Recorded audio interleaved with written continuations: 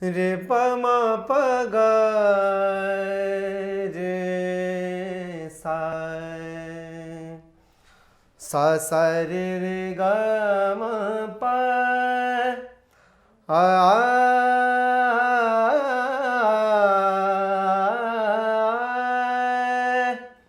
आ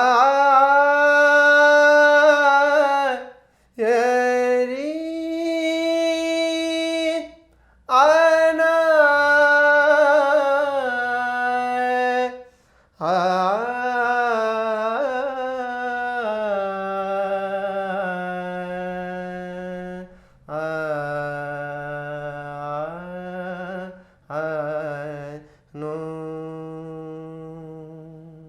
Nepal Telecom, Rashtrako Sanchar.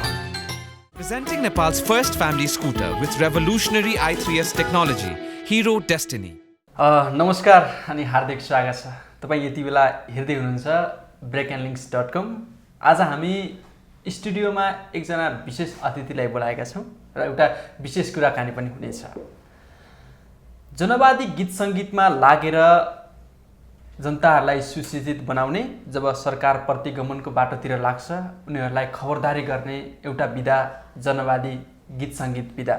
जनवादी गीत अर्थात् जनताको बोली बोल्ने गीत हो। त्यस्तै गीतहरूमा धेरै गीतहरूमा आवाज दिइरहनु भएको त्यस्तै गीत सङ्गीतमा सक्रिय व्यक्तित्व आज हामीसँग स्टुडियोमा कुराकानीमा जोडिँदै हुनुहुन्छ।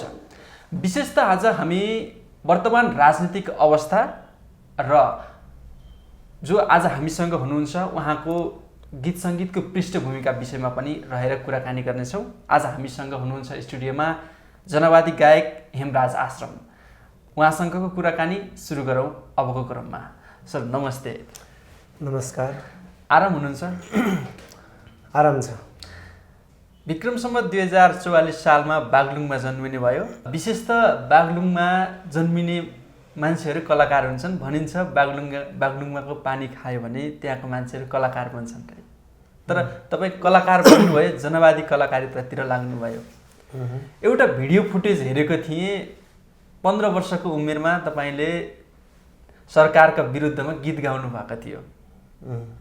त्यो उमेरमा, त्यो बालापनमा जनवादी गीतमा लाग्ने प्रेरणा कसरी आयो? हाम्रो बागलुङमा एउटा सांस्कृतिक माहौल थियो। तपाईँले भने चाहिँ सांस्कृतिक माहौल चाहिँ बागलुङमा अलिक बढी नै हुन्छ अन्य जिल्लाको त्यो तुलनात्मक रूपमा।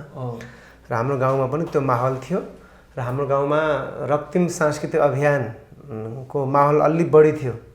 त्यसले गर्दा हामीभन्दा अग्रजका कलाकार संस्थाहरू, टिका सङ्गम, बिकजीहरू लगायत धेरै थोमराज ढुङ्गानाहरू धेरै जिल्लाबाट र हाम्रो गाविसमा पनि कतिपय धेरै कलाकारहरू आवत जावत हुन्थ्यो र कार्यक्रम हुने गर्थ्यो। त्यही सिलसिलामा उहाँहरू सँगसँगै हामी त्यो उहाँहरूको कार्यक्रम रिहर्सलहरू हेर्ने क्रममा हामी त्यो स्कुलको ढोकाहरूमा सानो बन्द कोठामा त्यो काम गरिन्थ्यो, त्यो हेर्न जान्थ्यौँ।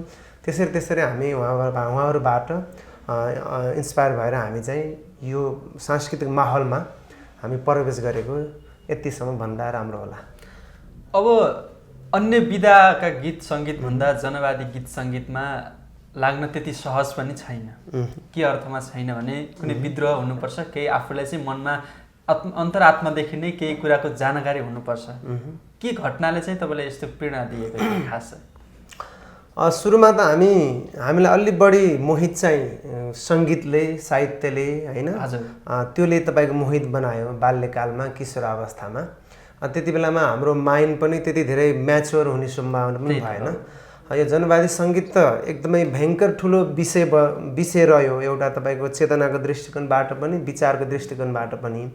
तर सुरुमा चाहिँ हामी सङ्गीतको साङ्गीतिक माहौलले हामीलाई आकर्षित गर्यो र पछि जब हामी एउटा म्याच्योर हुँदै गयौँ, परिपक्व हुँदै गयौँ, त्यसबाट चाहिँ हामीले विभिन्न प्रकारका क्लासहरू, प्रशिक्षणहरू, पार्टीका अनि रक्तिम सांस्कृतिक अभियानका अनि जनवादी तपाईँको साहित्यका, प्रगतिवादी साहित्यका विभिन्न एङ्गलबाट विभिन्न खण्डमा, कालखण्डमा ती प्रशिक्षणहरू लिँदै गर्दा चाहिँ हामीमा त्यो प्रकारको बल्ल पछि परिपक्वता आयो, विचारमा परिपक्वता। त्यसले गर्दा अहिलेसम्म चाहिँ हामीले यो सङ्गीतमा यो साहित्यमा चाहिँ एउटा हामी स्ट्यान्ड हुन सकेको। उति बेला त हामी नर्मली साङ्गीतिक माहौलले मात्रै हामीलाई मोहित गरेको। भनेपछि सुरुवाती समयमा चाहिँ यो जनवादी गीत सङ्गीतको विषयमा थाहा थिएन, एउटा माहौलले मात्रै चाहिँ आउनुभयो। मैले त 15 वर्षको उमेरमा हुँदाखेरि गाएको एउटा गीतको फुटेज हेरेको थिएँ, तर तपाईँ कति वर्षको उमेरदेखि जनवादी गीत सङ्गीतमा लाग्नुभएको थियो? त्यो चाहिँ हामी बच्चैदेखि झन्डै 5-6 कक्षा पढ्दादेखि हामीले दाइहरूको पछि पछि लागेर हामीले के जानेछौँ, मादल बजाउने केमा सपोर्ट गर्न सकिन्थ्यो त्यो गऱ्यौँ। र प्रत्यक्ष रूपमा आउँदा चाहिँ कक्षा 8मा पढ्दादेखि सायद तपाईँको 13-14 उमेरदेखि चाहिँ हामीले आफै हार्मोनियम बजाउन सक्ने अवस्थामा अनि आफै गाउने अनि धेरै मान्छेहरूको बिचमा पनि आफै स्ट्यान्ड भएर बोल्न सक्ने र गाउन सक्ने त्यो खुबी चाहिँ उति बेला डेभलप भएको थियो 13-14 वर्षकै उमेरमा हैन। त्यसरी हामी इन्भाइरोमेन्टले पनि हामीलाई हेल्प गर्यो। त्यसले गर्दा नर्मल्ली भन्दा चाहिँ हामी तपाईँको 6-7 कक्षा पढ्दादेखि 10-11 वर्षदेखि चाहिँ हामी त्यो माहौलमा त्यो आन्दोलनमा चाहिँ हामी सरिक भएको। बाल्यकालमा कस्ता गतिविधिहरू गर्नुभयो गीत सङ्गीतमा? बाल्यकालमा त विशेष गरी हामीमा रक्तिम सांस्कृतिक अभियानका गीत सङ्गीत भन्दा बाहिरका गीतहरू हामी कमै गुनगुनाइन्थ्यो हैन, कमै गाइन्थ्यो। तपाईँको हाम्रो आन्दोलनका श्रद्धेय गुरु आदरणीय जीवन शर्माजीका गीत धेरै नै गायौँ हैन। त्यसले गर्दा म पहिला नाच्थेँ पनि हैन, नाच्ने बजाउने गाउने यी तीनवटै विधामा चाहिँ म सक्रिय थिएँ। र त्यसले गर्दा चाहिँ हामीले बाल्यकालमा विशेष त रक्तिमका विभिन्न इलाकामा कार्यक्रम गर्ने, अभियानमा हिँड्ने र आफ्नो गाउँमा धेरै चाडहरूमा वर्षमा केही नभए पनि 6-7 चोटि चाहिँ विभिन्न चाडमा चाहिँ हामीले कार्यक्रमहरू गर्ने, त्यो प्रचार प्रसार गर्ने, स्टेज डेकोरेसन गर्नेदेखि लिएर त्यसरी हाम्रो बाल्यकाल चाहिँ साङ्गीतिकमय चाहिँ रूपमा बितेको थियो। यो पारिवारिक वातावरण कस्तो थियो गीत सङ्गीतमा लाग्नलाई चाहिँ? कहीँ ठाउँ त हुन्छ नि पढ्नुपर्छ गीत सङ्गीतमा लाग्नु हुँदैन भन्ने कुरा, अझ तपाईँ त आन्दोलनकै रूपमा जनवादी गीत लिएर अगाडि बढ्दाखेरि अब त्यो चाहिँ हाम्रोमा चाहिँ अलि 50-50 को रूपमा मैले बुझ्छु। हाम्रो बाबाको चाहिँ अलि बढी छोरा चाहिँ एक हिसाबले अलि टिचिङ पेसामा लागिदिए हुन्थ्यो, शिक्षक बन्दी हुन्थ्यो भन्ने थियो। किनभने गाउँमा त्यति बेला ग्रामीण इलाकामा शिक्षकको तपाईँको महत्त्व एकदम राम्रो थियो। अहिले चाहिँ अलिक घट्दो रूपमा देखिन्छ। शिक्षक एउटा घरमा आफ्नो छोराछोरी शिक्षक भएपछि चाहिँ त्यो घरको इज्जत प्रतिष्ठा बढ्ने त्यो प्रकारको तपाईँको मनोभावना गाउँमा देखिन्थ्यो। बाबाको त्यो चाहना थियो, आमाको न्युट्रल थियो हैन, छोराले जे गर्छ राम्रै गरिदिए हुन्थ्यो भन्ने थियो। अरू परिवारको न्युट्रल थियो, बाबाको त्यो चाहना थियो। तैपनि चाहिँ बाबाले पनि पछिल्लो अवस्थामा चाहिँ म यही सङ्गीतमा लागेपछि पनि उहाँमा त आफू बिस्तारै कन्भिन्स हुँदै जानुभयो। त्यो प्रकारको माहौल थियो, पारिवारिक माहौल। अब गीत सङ्गीत गाउँदै कार्यक्रमहरूमा त हिँड्नुभयो, तर जब तपाईँले यही विधामै लाग्छु भनेर रेकर्डिङ गर्ने बाटोसम्म, काठमाडौँ आउने बाटोसम्म कसरी त्यो माहौल बनेको थियो? त्यो अलि पहिलेदेखि सङ्गीत बाहेक अरू विकल्प हुन्न भन्ने चाहिँ मैले सुरुमै त्यो मेरो दिमागमा लागिरहेको थियो। र हामी त एउटा जनजाति कल्चरमा हुर्केको मान्छे। हाम्रो गाउँमा मेरै आफ्नै मामाले पनि भान्जा अलिक तपाईँको यसो ज्यान खाइलाग्दो छ, भर्तीमा जानुपर्छ भन्ने उहाँले त्यो धारणा राख्नुहुन्थ्यो। धेरै साथीहरू भर्ती हुनतिर लाग्थे, जागिर खानातिर लाग्थे, तर म त्यो कुनै पनि त्यो प्रकारको एङ्गलबाट पक्षबाट म तपाईँको लालायित भइनँ। र मैले पोखरामा +2 गर्ने क्रममा 62-63 सालमा पिएन क्याम्पसमा चाहिँ आरआर क्याम्पसबाट सम्बन्धन लिएर त्यहाँ सङ्गीतको पढाइ हुने रे भन्ने प्रकारले सूचना भएर हामीले त्यहाँ फर्म पनि भर्यो।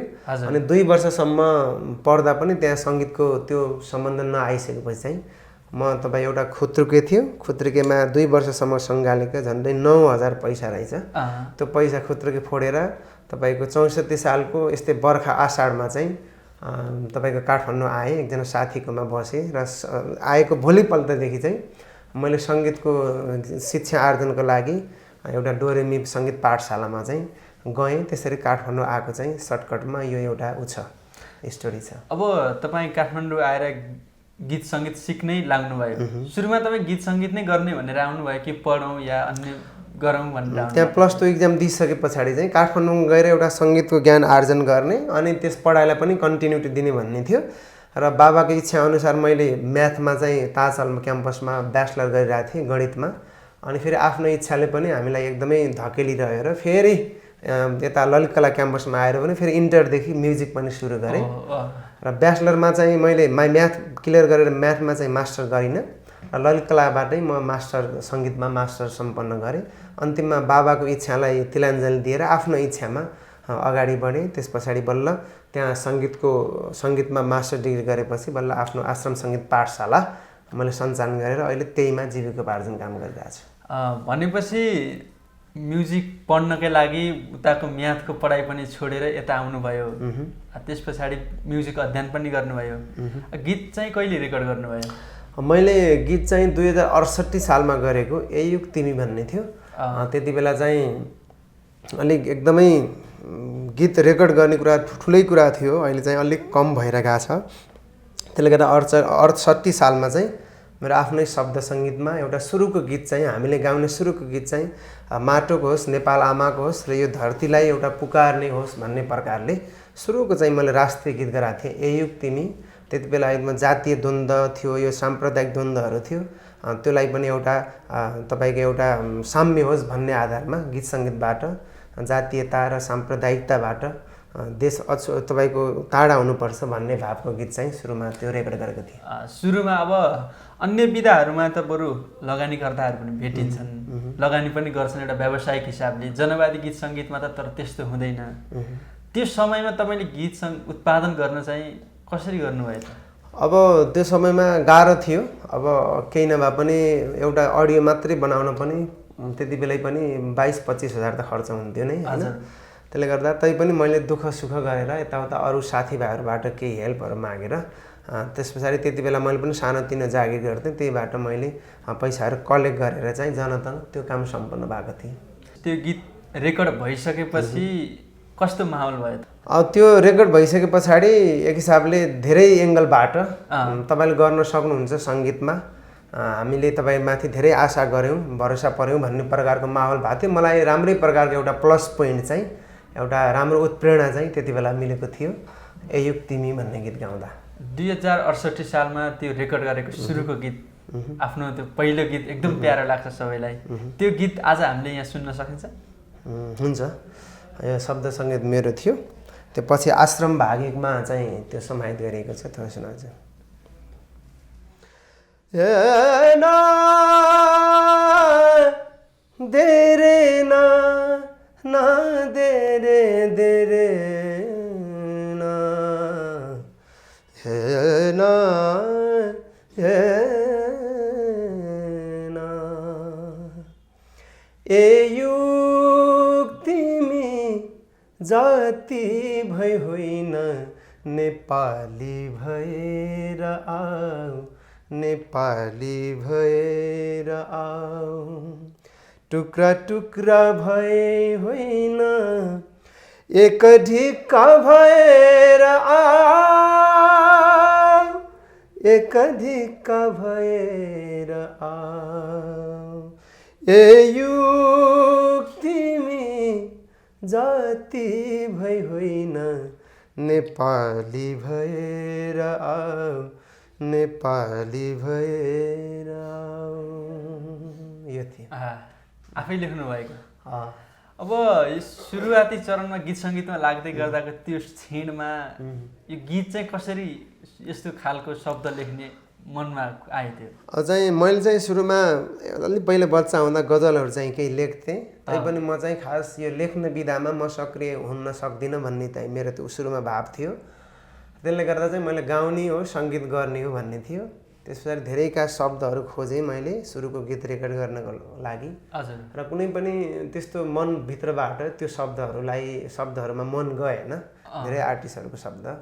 अनि त्यस पछाडि अब आफै लेख्नुपर्छ भनेर चाहिँ त्यति बेला चाहिँ एक हप्ता झन्डै 10-12 दिन जति झोलामा खाजा पानीहरू लिएर म केशर महलको लाइब्रेरीमा गएँ। एक हप्ता जति गएँ अनि राष्ट्रियता सम्बन्धी पुस्तकहरू कलेक्सन गरेर यति चाङ गराउने अनि दिनभरि पढ्ने र टिपोट गर्ने के वर्डहरू तथ्यहरू मनपर्छ। एक हप्तासम्म त्यो काम भएपछि बल्ल बिस्तारै बिस्तारै त्यो गीतहरूको खेसरा बन्न सुरु गर्यो। त्यसले गर्दा बडो कठिनताका साथ मैले त्यो गीतहरू लेखेँ, त्योसम्म बन्यो। अनि अहिले त यो संश्लेषण भएर आउँदा यो भयो, त्योभन्दा अगाडि धेरै केर्ने र लेख्ने, धेरै तपाईँको एडिट हुँदै हुँदै यहाँ आएको हो। त्यस पछाडि यो गीत लेखिसकेपछि फेरि धेरै प्रशंसा आएपछि चाहिँ मैले ओहो मैले गीत लेख्न सक्दो रहेछु भन्ने भयो। त्यसमा लगातार रूपमा फेरि गीत लेख्दै लेख्दै गएँ, राम्रो हुँदै हुँदै आएछ। कति गीत रेकर्ड गर्नुभयो आजसम्म? ठ्याक्कै सङ्घर्ष रूपमा भन्दा चाहिँ मेरा शब्द त अलिक धेरै नै भयो होला अरूहरूले रेकर्ड गरेका, र मैले आफूले खुद रेकर्ड गरेको चाहिँ 28-30 वटा जति गीतहरू चाहिँ छन्। यो गीत लेख्दा चाहिँ विशेष त के विषयले छुन्छ तपाईँलाई? हामी एउटा जनवादी सङ्गीतको फिल्डको भएको नाताले हाम्रो साहित्यको एउटा मेन तपाईँको साहित्य विधा छ, त्यसको एउटा मेन विषयवस्तु चाहिँ हामीले तपाईँको जनताको लागि एउटा न्याय र समानताको लागि र अग्रगमनको लागि भन्ने हुन्छ त्यो विषयवस्तु, साहित्य विषयवस्तु। त्यसले गर्दा हामीले चाहिँ जुन कुनै फिल्डमा होस् तर एउटा त्यहाँ सुधार हुनु पर्यो या कुनै अन्यायमा छ भने त्यसकोलाई न्याय पाउनु पर्यो भन्ने प्रकारको देशलाई अग्रगमनतिर लाने हिसाबको चाहिँ ती विषयले चाहिँ हाम्रो साहित्यमा विषयवस्तुको भूमिका निर्वाह गर्छ। भनेपछि यो सानै उमेरदेखि गीत सङ्गीतमा लाग्नुभयो, जनवादी गीत सङ्गीतमा लाग्नुभयो, तर यो गीत सङ्गीतमा लागेर एउटा व्यावसायिक रूपमा आम्दानी गर्न सकिँदैन, यो कठिनाइहरू धेरै आयो होला। त्यो बिचमा यो जनवादी गीत सङ्गीत छोडौँ कि भन्ने त्यस्तो कुनै छेड आएन? त्यस्तो कठिन परिस्थिति धेरै नै आए होइन। एक त नेपालमा यो साहित्य सङ्गीतलाई हेर्ने दृष्टिकोण पनि एउटा एकदमै सङ्कुचित छ होइन। यो सङ्गीत साहित्य पनि अझै व्यावसायिक हुन सकिरहेको होइन। नेपालमा यो क्षेत्रमा लागेका मान्छेलाई एकदमै अन्डर एस्टिमेट गर्ने त्यो प्रकारको ठुलो घरानामा त्यो प्रकारको ऊ छ तपाईँको हाम्रो मानसिक स्थिति छ। कैयौँ चोटहरू बाधाहरू आए, अवरोधहरू आए, अभावको सिर्जना गर्नु पर्यो। तैपनि म भित्रको यो जनवादी सङ्गीतप्रतिको चेतले गर्दा र एउटा उच्च प्रकारको चेतनाले गर्दा पनि ती सम्पूर्ण बाधा अवरोधसँग जुझ्नको लागि, लड्नको लागि मलाई बल प्रदान गर्यो। त्यही स्वरूप चाहिँ अहिलेसम्म हामीले यो सङ्गीतलाई हामीले आफ्नो जीवनको तपाईँको महत्त्वपूर्ण पाटोको रूपमा लिएर आएका छौँ र भावीको दिनमा पनि यो यस्तै कायम रहन्छ। त्यसले गर्दा मेन मुख्य कुरा त हामीमा जनवादी सङ्गीत के को लागि, हामी लाएको के को लागि, त्यो भन्ने स्ट्रङ चेतना चाहिँ हामीमा हुनुपर्छ। त्यहीको कारणले गर्दा हामी यहाँसम्म अहिले टिक्न सक्छौँ। चेतना चाहिँ कहिले विचलित हुनु परेन। त्यो भएन, किनभने त्यो दरिलो चेतना भयो भने विचलित हुँदैन। अलिक कम प्रकारको अस्थिर प्रकृतिको हामीभित्र चेतना छ भने चाहिँ त्यो स्वत रूपमा विचलित हुन्छ, त्यो स्खलित हुन्छ। एक हिसाबले त पञ्चायती व्यवस्था फाल्नका लागि एउटा हतियारै बनेको जनवादी गीत सङ्गीत पछिल्लो चाहिँ वामपन्थी आन्दोलनको स्वर जस्तै हो। तर यसलाई चाहिँ बुझ्नेहरू कमै छन्। खासमा चाहिँ जनवादी गीत सङ्गीत के हो भन्नेहरू बुझ्ने पनि कम छन्, त्यति महत्त्व पनि दिँदैनन्, लाग्नेहरू त झनै कम छन्। यो भिडमा तपाईँहरूले चाहिँ आफूले स्थापित गर्नका लागि त पक्कै धेरै मिहिनेत गर्नुभयो। दुःख कष्टहरूलाई सम्झौँ न एकपल्ट, केही त्यस्तो छ भने? त्यस्तो छ। एक त यो सङ्गीतमै दुःख छ, सङ्गीतभित्र पनि जनवादी सङ्गीत भनेको अझ बढी दुःख भोग्नुपर्ने विधा हो होइन। किनभने अहिले मूलधारको सङ्गीत त धेरै व्यावसायिक पनि हुँदै गएको छ, तर जनवादी सङ्गीत व्यावसायिकताको लागि तपाईँको त्यो सङ्गीतको अर्थ हुन्न। जनवादी सङ्गीत भनेको एउटा जनतालाई जागरण ल्याउने, जनतालाई सुसूचित गराउने, जनतालाई एउटा प्रेरणा दिने सङ्गीत भएको नाताले त्यो भित्र व्यावसायिकता खोजी गर्नु हुँदैन। त्यसले गर्दा पनि मैले चाहिँ धेरै प्रकारका अभावहरू भए। कहिले तपाईँको आफै तपाईँको आज बेलुका के खाने, बेलुका चामल कसरी लाने, घरमा चुलो कसरी बाल्ने भन्ने प्रकारको समस्या भयो। त्यस पछाडि पढाइ गर्नु छ, त्यस पछाडि आफ्नो सङ्गीतलाई पनि कन्टिन्युटी दिने छ होइन। एउटा सानो तपाईँको तिनको छाप्रोमा अनि बर्खा मास चुइने तिनै तिनका छाप्रोहरूमा अनि आफ्नो खाटमाथि तपाईँको यो पानी चुइँदा तपाईँको थाप्ने बाटाहरू राखेर त्यसरी रातहरू पनि गुजारियो होइन। चरम तपाईँको अभाव थियो त्यति बेला। फेरि तपाईँको ग्यासहरू पनि अभाव, मट्टीतेल अभाव। त्यस्तो विषयमा बट्टामा हालेको चाउमिनमा पानी हालेर अलिअलि मनतातो गराएर नुन खुर्सानी राखेर त्यसरी पनि हामी खाएर तपाईँको हामीले त्यो बाँचेको इतिहास छ। त्यसले गर्दा चाहिँ धेरै दर्दनाकका स्थिति। अनि त्यस पछाडि हामी क्याम्पस जाने बेलामा यो काठमाडौँको जाडोमा लामो समयसम्म मैले जुत्ता लाउन पनि पाएन होइन। एउटा मजासम्म किन्यो अनि एउटा त्यो चप्पल थियो, चराक्क उ गर्ने चप्पल, निकाल्ने चप्पल, अनि मजा लायो अनि चप्पल लायो। त्यसरी तपाईँको 4-5 वर्ष त काठमाडौँको त्यसरी पनि स्ट्रगल गरियो। अनि एउटा कोट थिएन जाडोमा लाग्ने, काठमाडौँमा नर्मल -डिग्रीसम्म पनि पुग्छ टेम्परेचर। एउटा कोट पनि थिएन। एउटा बाबाको पुरानो कोट यहाँ तपाईँको ल्याडरको कोट थियो, अनि त्यहाँ त्यो चाहिँ गाउँमै पोलियो थियो, तपाईँको आगोले पोलेर यत्रो पाल परेको थियो। त्यही कोट लाएर पनि ताजल क्याम्पसमा वर्षौँसम्म हामी हिँड्यौँ। त्यसले गर्दा चाहिँ यी सबै कुराहरूको दुःख चाहिँ हाम्रो के थियो भने हामीले यो सङ्गीतलाई एउटा व्यवसायिकको लागि भन्दा पनि आफू धनी हुने अनि यसबाट धेरै हामी तपाईँको पैसा कमाउने र जीवन स्तरलाई उकास्ने भन्दा पनि गरिब दुःखीको सेवा गर्ने भनौँ मनाशयबाट हामी लाएको नाताले पनि यी यस्ता सम्पूर्ण दुःखहरू हामीले झेल्यौँ र त्यो दुःख झेल्दा हामीलाई कुनै पनि पश्चाताप भएन, किनभने यो आन्दोलनको लागि हामी हिँडेको नाताले यो देशलाई परिवर्तनको लागि परिवर्तन गर्नुपर्छ भन्ने महान उद्देश्यको साथ हिँडेको नाताले हामी ती सम्पूर्ण दुःखहरू पचाउन सहजै सक्यौँ।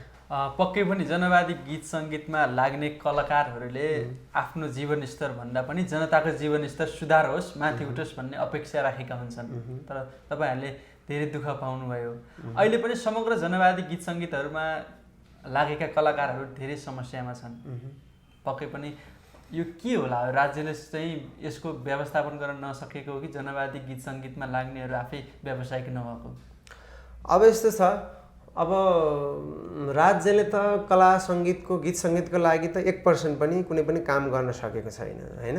हामी जनवादी सङ्गीतलाई उनीहरूले सेवा गर्ने कुरा त धेरै टाढाको विषय भयो। यो तपाईँको जुन एउटा मूलधारको सङ्गीतका साधकहरूलाई, त्यहाँका सङ्गीतकार गायक लेखकहरूलाई पनि राज्यले कुनै पनि केही पनि गर्नै सकेको छैन। र अर्को कुरा रह्यो तपाईँको जनवादी सङ्गीतका साथीहरू आफै व्यावसायिक हुन नचाहेको हो कि भन्ने कुरा रह्यो। यो कुरा त उनीहरू चाहेर पनि व्यावसायिक हुन सक्दैनन् कि, किनभने मूलधारको सङ्गीत रोजेर त्यो प्रकारको तपाईँको व्यावसायिकता मानसिकताबाट अगाडि बढ्नु पर्यो। त्योभन्दा अगाडि फेरि के आउँछ भने व्यावसायिकता केलाई भन्ने आउँछ। व्यावसायिकतासँग त्यहाँ तपाईँको नाफा घाटाको कुरा आउँछ हैन। अब तपाईँको मूलधारको सङ्गीतले कुनै पनि इस्युलाई नबोकेको नाताले जस्ट एउटा कलाको लागि भन्ने मान्यता राखेको नाताले त्यहाँ तपाईँको व्यवसायीहरूको इन्भेस्ट पनि त्यहाँ हुन्छ हैन। विभिन्न प्रकारका एडहरू पाउने अनि विभिन्न व्यवसायीहरूले उत्पादनमा खर्च लगाउने, त्यहाँ लगाउने हुन्छ र उनीहरू त्यसरी आधारमा पनि व्यावसायिकता भएका हुन्। हाम्रोमा एउटा शोषणको विरोध गरिएको हुन्छ, हाम्रो संस्कृतिमा, हाम्रो साहित्यमा अन्यायको विरोध गरिएको हुन्छ, उत्पीडनको विरोध गरिएको हुन्छ, अनि तपाईँका मालिकहरूको विरोध गरिएको हुन्छ, सत्ताको विरोध गरिएका हुन्छ हैन, व्यवस्थाको विरोध गरिएको हुन्छ। अब यो प्रकारको तपाईँको उद्देश्य राख्ने सङ्गीतमा कुनै पनि त्यो व्यवस्थाले, सत्ताले, मालिकले, त्यो तपाईँको उसले महाजनहरूले कुनै पनि तपाईँको एडहरू दिने, प्रमोट गर्ने कुरै हुन्न। यसलाई त कसरी हुन्छ, बरु हेट गर्ने र घृणा गर्ने र यसरी भएको नाताले पनि के हुन्छ भने यो व्यवसायिक हुने सम्भावनै छैन। त्यसले गर्दा हामी जनवादी सङ्गीतमा लाग्ने सम्पूर्ण सङ्गीतकर्मीहरूले म व्यावसायिकता किन भएन भन्ने आधारमा कुनै तपाईँको सङ्कुचित न्यारो माइन्ड गराउन आवश्यक छैन, किनभने त्यो पहिल्यै स्पष्ट हुनुपर्छ कि हाम्रो यो सङ्गीत हाम्रो जीवन उकास्नको लागि होइन, यो जनताको जीवन अनि क्रान्ति अनि तपाईँको यो अग्रगमन अनि परिवर्तनको लागि हो भन्ने आधारमा पहिल्यै स्पष्ट भयो भने त्यो जनवादी सङ्गीतकार, साहित्यकार, लेखक, प्रगतिवादी कलाकार साथीहरू अलि यो आन्दोलनमा लगातार खट्न सक्नुहुन्छ, लगातार ऊर्जाशील हुन सक्नुहुन्छ। यदि यो कुरामै पहिले नै कन्फ्युजन छ भने त ऊ एउटा न एउटा बेला दुर्घटनामा जान्छ र उस्केलित हुन्छ, यो आन्दोलनदेखि विमुख भएर जान्छ।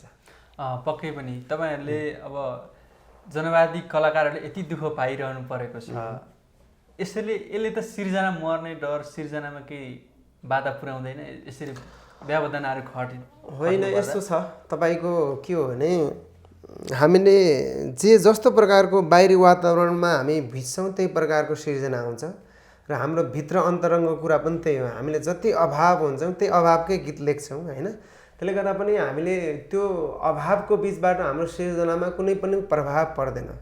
तपाईँको सिर्जना भनेको त परिस्थिति कस्तो बन्छ त्यो अनुसार सिर्जना हुने कुरा हो। आज आन्दोलनमय परिस्थिति छ भने त्यही प्रकारको आन्दोलनमय तपाईँको जुझारु गीतहरू बन्छन्। भोलि सरल परिस्थिति छ भने सरल प्रकारका बन्छन्। भोलि विभिन्न सीमा अतिक्रमण सम्बन्धी माहौल छ भने त्यो प्रकारको फेरि जुझारु गीत बन्छन्। त्यसले गर्दा त्यो परिस्थिति अनुसार गीत बन्दै जाने हो। त्यसले गर्दा पनि हाम्रो परिस्थिति के हुन्छ त्यही अनुसार के भन्छ, हामीले अभाव भोग्यौँ भने यो अभावबाट तपाईँको कसरी तपाईँको मुक्त हुने भन्ने चेतले तपाईँको हामीलाई त्यो गाइड गर्छ गीत लेख्नमा। त्यही प्रकृतिको फेरि गीत लेख्छौँ। त्यसले गर्दा पनि के हुन्न भने हामीलाई कुनै पनि माहौलले हामीलाई सच्चा तपाईँको त्यो सांस्कृतिक योद्धालाई जस्तोसुकै परिस्थितिले पनि हामीलाई विचलित गराउन सक्दैन भन्ने कुरा हो। अब तपाईँहरू यसरी लगानी गर्दै गीत सङ्गीतहरू उत्पादन गरिरहनु भएको छ, व्यावसायिक त कुरा रहेन। आफ्नो जीवनयापन चाहिँ कसरी गर्नुहुन्छ तपाईँहरू?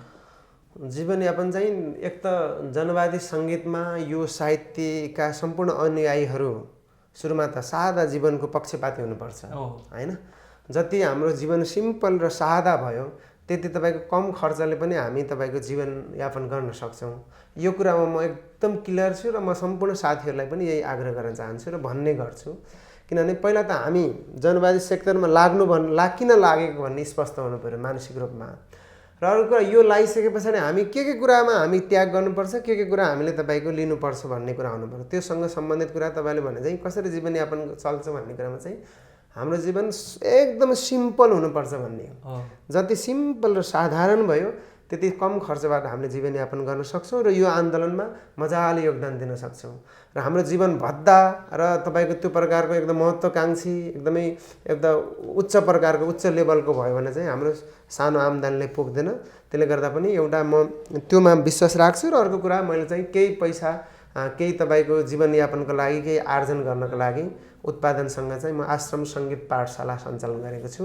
त्यहाँ विभिन्न शिष्यहरूलाई एउटा सङ्गीतको एउटा ज्ञान तपाईँको दिएर मैले केही एउटा गुरुदक्षिणा लिने गर्छु त्यहाँबाट र केही म्युजिक एरेन्जमेन्टहरू गरेर मैले आफ्नो जीवनलाई तपाईँको एउटा चलायमानको रूपमा अहिले यसरी तपाईँको जीवन चलेको छ। भनेपछि जनवादी गीत सङ्गीतमा लाग्दै गर्दा आफ्नो जीवनयापन गर्नको लागि अन्य केही कामहरू पनि गर्नु पर्यो भन्ने तपाईँको मान्यता। किनभने धेरै कलाकारहरू जनवादी गीत सङ्गीतमा लागेर विचलित भएर जनवादी कलाकारिता चाहिँ छोडेर अन्य पेसामा लागेकाहरू पनि धेरै हुनुहुन्छ।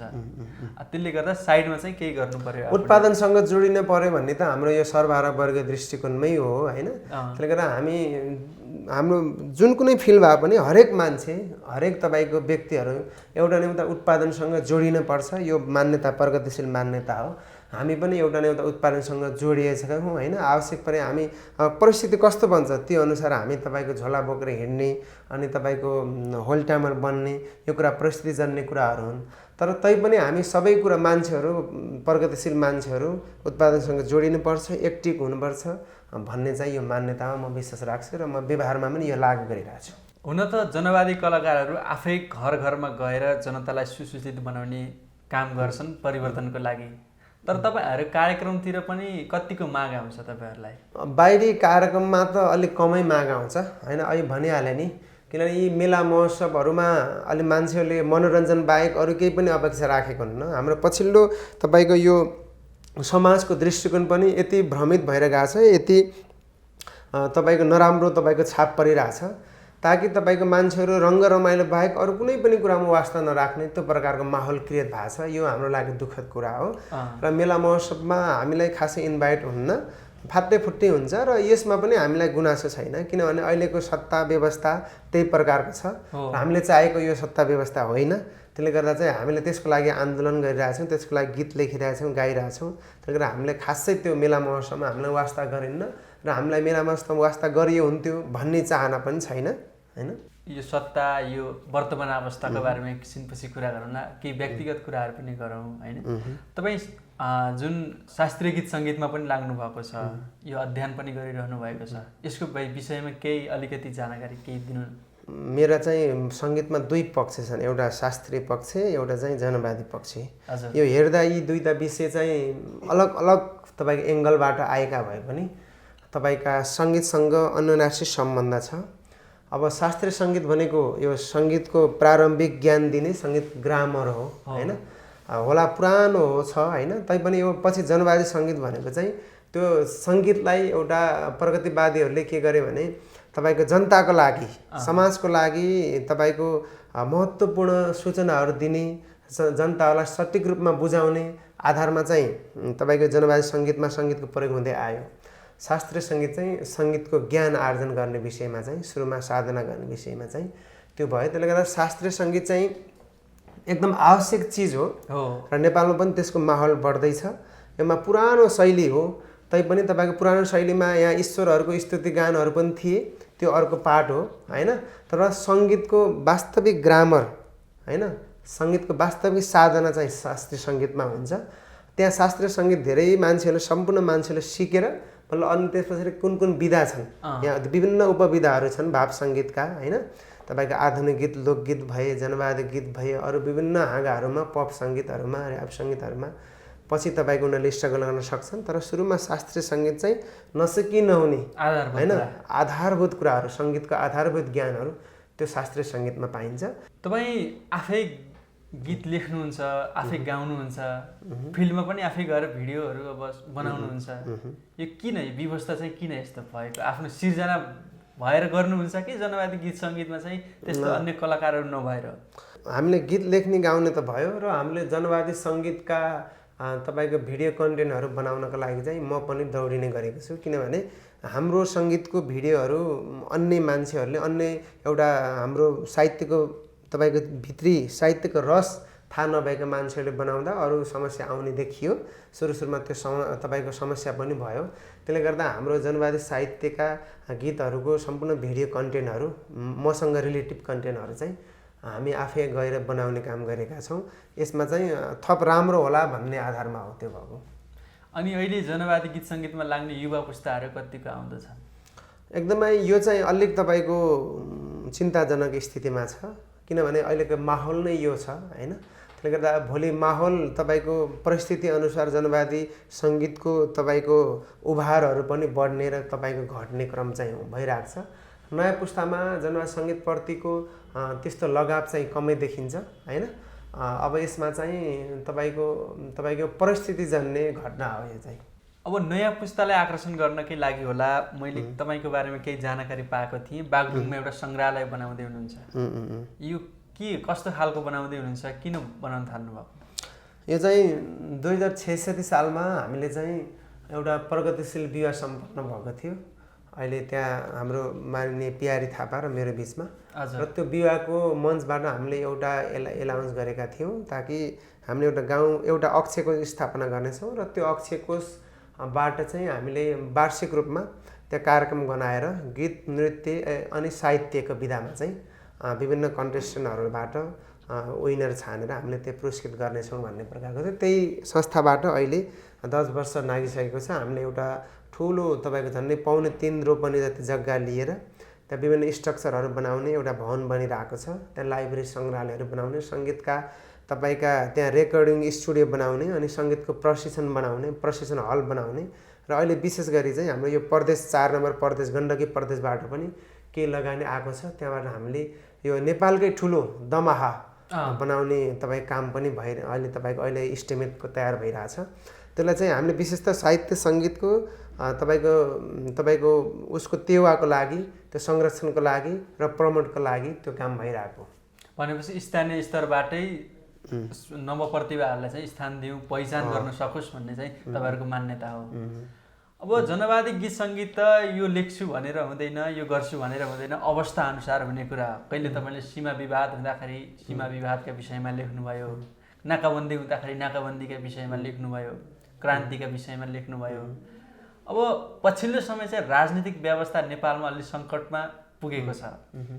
केही दिन अगाडि मात्र तानाशाह बन्न नखोज निरङ्कुश बन्न नखोज भन्ने गीत सिर्जना गर्नुभएको थियो। यो पनि पक्कै अहिलेको राजनीतिक व्यवस्थालाई सुझाव सल्लाह दिन बनाउनु भएको हो विरोध गर्न बनाउनु भएको हो। यो कसरी लेख्नु भएको थियो? अब यो जुन यो पौष 5 गते नेपालमा फेरि एउटा व्यवस्था प्रतिगमनतिर गयो होइन त्यसले गर्दा यो प्रतिगमनै थियो होइन होला उनीहरूको आन्तरिक कारण के थिए त्यो हामीसँग सरकारको विषय भएन तर एउटा जनताले तपाईँको 5 वर्षको लागि जुन उहाँहरूलाई पठाउनु भएको थियो त्यो तपाईँको उहाँहरूले तपाईँ मिलेर त्यो जनताको लागि एउटा पोजिटिभ भाइब्रेट हुने प्रकारको काम गर्नु पर्थ्यो त्यो सक्नु भएन। उहाँले सङ्घीय संसद विघटन भयो त्यो भइसके पछाडि देश प्रतिगमनतिर अस्थिरतिर गयो। भोलि के स्थिति हुने केही पनि थाहा होइन। त्यसले गर्दा हामीले अहिलेको शासकलाई हाम्रो साहित्यको माध्यमबाट सङ्गीतको माध्यमबाट यो तपाईँको अहिले विश्वमा धेरै प्रकारका तानाशाहहरू पनि जन्मे निरङ्कुश पनि जन्मे तिनी कुनै पनि तानाशाह निरङ्कुश शासन व्यवस्था चाहिँ एउटा प्रगतिशील जनताको चेत सामु चाहिँ कुनै पनि टिकेनन्। अन्ततगत जनताको जित भएको छ त्यसले गर्दा तपाईँहरू सचिनुपर्छ भन्ने प्रकारको तपाईँले भने चाहिँ त्यो भावको गीत चाहिँ हामीले बनाएको यस वर्तमान अवस्थालाई चाहिँ खबरदारी गरेको यो गीत सुनाउन आज एकपटक सबै दर्शकहरूलाई पनि सुनाउनु पर्यो। तानाशाह बन्न नखोज निरङ्कुश बन्न नखोज तानाशाह बन्न नखोज निरङ्कुश बन्न नखोज अजेय जनताको सामु सचेत दस्ताको सामु अजेय जनताको सामु सचेत दस्ताको सामु देश अघि बढ्नु छ बढ्छ पक्कै बढ्छ प्रतिगमन ढाल्नु छ ढल्छ पक्कै ढल्छ यो भन्ने थियो। पक्कै पनि जनवादी कलाकारहरूले समाजलाई हेरिरहेका हुन्छन्, समाज कुन गतिमा गइरहेको छ त्यसलाई जवाबदेहिता बनाउने काम चाहिँ तपाईँहरूले गर्नुहुन्छ। जुन अहिले प्रधानमन्त्री केपी शर्मा ओलीले पौष 5 गते संसद विघटन गर्नुभयो, त्यसले चाहिँ कसरी लिइरहनु भएको छ तपाईँहरूले? अब अगाडि पनि मैले भने यो तपाईँको देशलाई पछाडितिर धकेल्ने हो र अस्थिरतातिर लाने तपाईँको एउटा खेल हो। यो कुनै पनि हालतमा हामी प्रगतिशील प्रगतिवादी सर्जकहरूको लागि जनसङ्गीत कर्मीको लागि यो तपाईँको स्वीकार्य विषय हो होइन। त्यसले गर्दा चाहिँ यो देशलाई अब अस्थिरतिर होइन, देशलाई तपाईँको स्थिरतिर र देशलाई विकास निर्माणकोतिर अगाडि धकेल्नुपर्ने कुरा हो। अहिले खास तात्कालीन जनताहरूको म्यान्डेट पनि त्यही हो।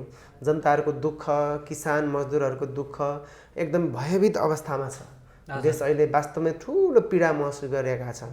जनताको जीवन तपाईँको पद्धति, उनीहरूको जीवनस्तर यति तपाईँको न्यून स्तरको छ कि त्योमा कसरी हामीले तपाईँको अपग्रेड गर्ने भन्ने प्रकारको मेन चासो विषय त्यहाँ हुनुपर्नेमा अहिले फेरि सत्ता तपाईँको एउटा देश अस्थिरताको दिशातिर गएको छ। अब त्यसले गर्दा यो सबै हामी सबैको लागि दुःखद कुरा हो र यस्तो हुनु हुँदैन भन्ने चाहिँ हाम्रो चासोको विषय हो। एक हिसाबले त जनवादी गीत सङ्गीतलाई पनि सिडी बनाएर आम जनतालाई सिडी बनाएर नेताहरू शासन व्यवस्थामा पुगे अहिले आएर प्रतिगमनको बाटोतिर लागिरहेका छन्। के छ तपाईँले अब चाहिँ यो विषयलाई, यो अवस्थालाई चाहिँ कसरी कि नहोस् भन्ने चाहनुहुन्छ? अब त्यो त छ। अहिले चाहिँ के भयो भने मान्छेहरू एकदमै उपयोगवादी तपाईँको एउटा सिचुएसनमा अहिले व्यापक रूपमा प्रयोग भइरहेका छन् र मान्छेहरू अवसर खोजिरहेछ होइन। कहाँ गएर तपाईँको धन दौलतहरू थुपार्न सकिन्छ, कहाँ गएर तपाईँको पद प्रतिष्ठाहरू जोगाउन सकिन्छ र उच्च ओहदामा पुग्न सकिन्छ भन्ने त्यो दौड चाहिँ पहिलेदेखि सुरु भएको, अहिले झन् अझ तीव्र मात्रामा आयो होइन। यो दौडहरूको पछि हामीलाई लाग्नु पनि छैन र हामीले यो दौडलाई एकदमै अस्वस्थकर तपाईँको दौड मान्छौँ र तपाईँको यो राजनीति चाहिँ यो विकृत राजनीतिले यो पाठ सिकाइरहेको छ र यो हामी जनसङ्गीत कर्मीहरूको लागि चाहिँ यो एकदमै असभ्य संस्कार हो। यो संस्कारको विरोध गर्नुपर्छ र यो संस्कारको अन्त्य हुनुपर्छ र एउटा स्वच्छ प्रगतिवादी संस्कार निर्माण हुनुपर्छ। त्यसो भए के हुनु पर्ला अब त्यसको लागि त हामीले त भनिरहेछौँ यो होल तपाईँको व्यवस्थै चेन्ज हुनुपर्छ, होल रिभोल्युसन हुनुपर्छ, टोटल रूपमा क्रान्ति हुनुपर्छ र यहाँका सम्पूर्ण तपाईँको व्यवस्थाहरू तपाईँको खारेज भएर जेरो लेभलबाट एउटा जनहित तपाईँको कार्य व्यवस्थाहरू एप्लाई हुनुपर्छ, त्यो भन्ने माग हो। त्यो आन्दोलन चाहिँ होला तपाईँको कहिले तपाईँको लामो बाटो पनि हिँड्ला, कहिले सठिक बाटो हिँड्ला। तपाईँको हामीले चाहिँ मेन चाहिँ समाजवाद र साम्यवादको लागि हामी जिउँदा छौँ, हामी बाँचिरहेछौँ। त्यहीको आह्वान स्वरूप हामी तपाईँको त्यसलाई आस्थाको रूपमा लिएर हामी अगाडि बढ्ने। अहिले त कम्युनिस्ट पार्टीहरू छेद विच्छेद छन्, आफ्नो गुट उपगुट, फेरि त्यसभित्र पनि गुट धेरैहरू छन्। तपाईँले एकपटक गीत गाउनु भएको थियो सबै बाम एकै ठाउँ, पक्कै पनि यो उनीहरूलाई जवाबदेहिता भन्दा पनि खबरदारी एक हुनुपर्छ भन्ने खालको गीत थियो। त्यो गीत एकपटक सुनाउन हामी। त्यो चाहिँ हामीले यो पछिल्लो जुन चुनाव भयो सङ्घीय चुनाव, त्यो चुनावपछि केपी शर्मा ओली प्रधानमन्त्री हुनुभयो, त्यति बेला माहौल चाहिँ यो वाम एकताको माहौल थियो। त्यसले गर्दा स्वाभाविक रूपमा तपाईँको खण्ड खण्डमा विभाजित हुनुभन्दा वामहरू कमसेकम लेफ्टिस्टहरू एउटा मोर्चामा आउँदा देशको लागि राम्रो हुन्छ, राष्ट्रियता पनि दरिलो हुन्छ भन्ने भावना स्वरूप लेखेको थियो। त्यो गीत यस्तो थियो, सबै वाम एकै ठाम, सबै वाम एकै ठाम, सबै वाम एकै ठाम, सबै वाम एकै ठाम भन्ने थियो। के अहिले कम्युनिस्टहरू एकतामा छन्? अब छैनन्। अहिले त्यो माहौल त्यति बेला माहौल कमसेकम तपाईँको त्यो प्रकारको थियो र त्यो माहौललाई एउटा पृष्ठपोषण गर्नको लागि पनि हामीले यो गीत बनाएका थियौँ। किनभने स्वाभाविक रूपमा वामहरू एकगठ हुँदा राम्रो हुन्छ, देशमा स्थिरता तपाईँको अस्थिरता आउँदैन होइन। एकातिर तपाईँको प्रजातन्त्रको पक्षपोषण गर्ने नेपाली कङ्ग्रेसहरू छन् होइन, एउटा मधेसवादी दलहरू पनि छन्, अनि राप्रपाहरू पनि छन्, र अन्य तितर बितर भएका लेफ्टिस्टहरू चाहिँ कमसेकम एउटा मोर्चामा आउँदा चाहिँ देशलाई फाइदा हुन्छ भन्ने थियो। आखिर त्यो मोर्चामा पनि आयो, अनि तपाईँको एउटा 1/3 तपाईँको 3/3 तपाईँको 2/3 समेत सरकार पनि बन्यो। त्यो सरकार टिक दिएको भए र जनताको लागि हितकारी कामहरू कदमहरू चालिदिएको भए देशको लागि फाइदै हुन्थ्यो होइन। त्यो चाहना थियो, तर अन्तर्गत त्यो चाहनामा एउटा कुठाराघात भएको हो। तर हामीले साहित्यकर्मीहरूले चाहिँ तपाईँको कमसेकम एउटा त्यो जे प्रगतिवादी सोच हो त्यसलाई पक्षपोषण गरेर हामीले उनीहरूलाई सहयोग गर्नुपर्छ, हाम्रो धर्म यो हो, हामीले त्यो निर्वाह गरेका थियौँ। अन्तत फेरि यो चाहिँ सक्सेस भएन उनीहरूको 5 वर्ष पनि, त्यहीमा हामी चाहिँ दुखित छौँ। अब चाहिँ कसरी लाग्नुहुन्छ तपाईँहरू? अब हामीले लगातार यो संसद पुनर्स्थापनाको लागि हामी खबरदारी गर्दै कार्यक्रमहरू अगाडि लान्छौँ र प्रतिगमन सच्चिनुपर्छ भन्ने हाम्रो मुख्य मुद्दा हो। र यही प्रतिगमनको बिचमा विभिन्न राष्ट्रघाती खेलहरू नखेलियोस् र देशलाई थप तपाईँ एउटा द्वन्द्वमा नफसाइयोस् भन्ने हाम्रो एउटा तपाईँको त्यो आग्रह पनि हो। त्यसले गर्दा चाहिँ हामीले यो प्रतिगमन नसच्चिँदासम्म, पुनर्स्थापना नहुँदासम्म र देशले तपाईँको एउटा स्थिर मोड नलिँदासम्म हाम्रो आन्दोलन, हाम्रो तपाईँको यो यात्रा, यो अभियान चाहिँ अगाडि बढिरहन्छ। अन्त्यमा अहिले फेरि आउँदै गरेका नयाँ पुस्ताहरूलाई चाहिँ के भन्न चाहनुहुन्छ? यो अब देश चाहिँ एकदमै कठिन मोडमा छ होइन। अब सबै तपाईँको युवा, देशका युवाहरू भनेको देशको कर्णधार हो होइन। त्यसले गर्दा युवाहरूको काँधमा धेरै जिम्मेवारी छ, देशले त्यो चाहना गरिरहेको छ। सङ्गीतमा मात्रै होइन, तपाईँको होल युवाहरू तपाईँको देशको राजनीतिसँग सचेत हुन आवश्यक छ। देशमा राजनीतिमा के भइरहेको छ, के घटना गइरहेको छ, त्यस विषयमा आफ्नो तपाईँको बसहरूले नै आफ्नो धारणा बनाउने र गर्नुपर्ने के हो, दायित्व कर्तव्य के हो, त्योमा पनि आफूले तपाईँको चासो दिएर तपाईँको आफू लाग्नुपर्ने त्यो बेला छ।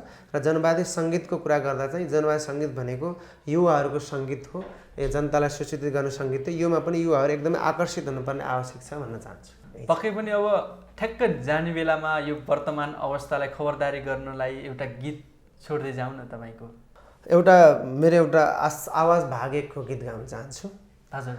आँधीको बेग बनी आऊ सारा जनता, तुफानको भेष बनी लौ उठनी मुखा। आँधीको बेग बनी आऊ सारा जनता, तुफानको भेष बनी लौ उठनी मुखा। यो संसार तिम्रै हो, यो धरती हाम्रै हो, यो संसार तिम्रै हो, यो धरती हाम्रै हो। पक्कै पनि अब जनताहरू हामी जुट्नुपर्ने आवश्यकता छ यो समयमा। हस्, यतिन्जेलसम्म यो व्यस्त समयलाई पनि थाँती राखेर हामीसँग कुराकानी गर्न आउनुभयो। यहाँसम्म आउनुभएकोमा तपाईँलाई धेरै धेरै धन्यवाद छ। हस्, बिदा हुन्छ। हस्, धन्यवाद।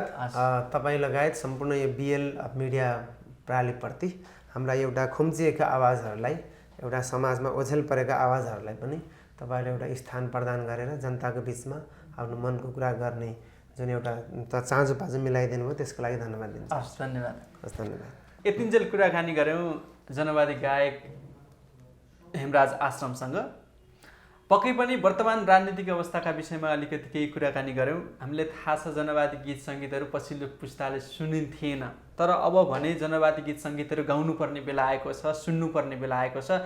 पक्कै पनि साहित्यकारले एउटा गीत मात्रै लेख्दैन, आफूले एउटा गीत लेखेर हजारौँ मान्छेलाई त्यसको प्रतिगमनको विरुद्धमा उठ्न जागरुक पनि बनाउँछ। आज हामीले कुराकानी गऱ्यौँ। यो कुराकानी कस्तो लाग्यो तपाईँलाई? जस्तो लाग्यो त्यस्तै सुझाव सल्लाह दिन नबिर्सनुहोला। हाम्रो युट्युब च्यानललाई सब्सक्राइब गर्न नबिर्सनुहोला। हरपलको समाचारका लागि breakandlinks.com हेर्न नबिर्सनुहोला भन्दै यतिन्जेलसम्म हेर्ने सबैलाई धन्यवादका शब्दहरू व्यक्त गर्दै म कमल प्रभात विक पनि बिदा हुन्छु। हवस् त, नमस्ते।